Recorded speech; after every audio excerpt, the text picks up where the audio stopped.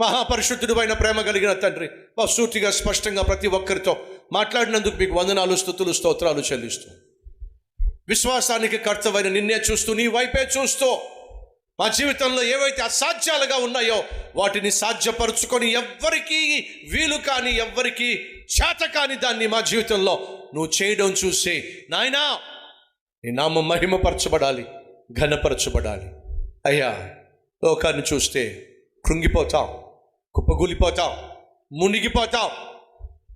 ఈరోజు మాలో చాలామంది మునిగిపోతున్నారు, కుప్పగూలిపోయారు, కృంగిపోయారు, అడుగుతున్నారు, ప్రభువా నన్ను కనికరించాయా, ప్రభువా నన్ను రక్షించాయా. అడుగుతున్న ప్రతి ఒక్కరి వైపు నీ చేయి చాచి అయినా లేవనెత్తయ్యా, లేవనెత్తయ్యా, నిన్ను వెంబడించే విధంగా సహాయం చేయమని, నీ కొరకు జీవించే జీవితాన్ని ఇవ్వమని యేసు నామం పేరట వేడుకుంటున్నాం.